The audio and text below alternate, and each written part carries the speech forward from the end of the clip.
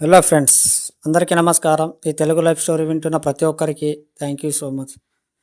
మీరు ఎప్పుడైనా ఊరి బయట ప్రయాణం చేసినప్పుడు మీకు ఏదైనా వస్తువు యొక్క అవసరం ఉన్నప్పుడు మీ దగ్గర చిల్లర లేని పరిస్థితి ఏర్పడిందా?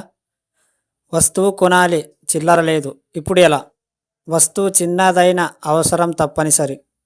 ఇప్పుడు ఏం చేద్దాం? సమస్య చిన్నదే కావచ్చు, కానీ మీ అవసరం చాలా పెద్దది. ఇలా ఎందుకు అవుతుంది? అప్పటి వరకు ఎవరు లేని బస్సు మనం ఎక్కేలోపు ఫుల్ అయ్యింది. మనకి ఒక్కరికి మాత్రమే సీటు లేదు. ఏదో ఒక క్యూలో నిల్చున్నాం.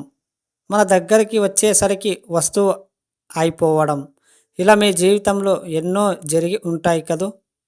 ఎందుకు మీకే ఇలా జరుగుతుంది? ఎప్పుడైనా గమనించారా? మీరు ఏదైనా సంపూర్ణంగా కోరుకోవడం లేదు. బస్సులో రద్దీ ఉన్న మీకు మాత్రం సీటు దొరకడం లేదు. కానీ మీరు ముందే ఊహిస్తున్నారు రద్దీ ఎక్కువ ఉంది అని. సీటు దొరుకుతుందో లేదో ఇలా ప్రతి విషయంలో మీరు సందేహపడుతున్నంత వరకు మీ జీవితం అసంపూర్ణ అసంపూర్ణంగానే ఉంటుంది. కాబట్టి ఇక నుండి మీరు ఏదైనా సరే సంపూర్ణంగా కోరుకోండి. కోరుకోవడం మీ హక్కుగా భావించండి. ఇక్కడ మీకు అన్నీ సంపూర్ణంగా సిద్ధం చేసి ఉన్నాయి. మీరు కోరుకున్నప్పుడే అవి ఇవ్వబడతాయి. అడిగితే గాని ఏమీవి వద్దు రావు. మీరు సంపూర్ణంగా అడగండి. విశ్వం మీకు ఏ చోటు లేకుండా ఇవ్వడం జరుగుతుంది.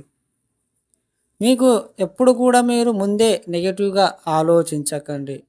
ఎక్కడైనా వెళ్ళేటప్పుడు మీరు అన్నీ సంపూర్ణంగా కంప్లీట్ అయినందుకు విశ్వానికి కృతజ్ఞతలు అని మీరు ముందే అనుకోండి.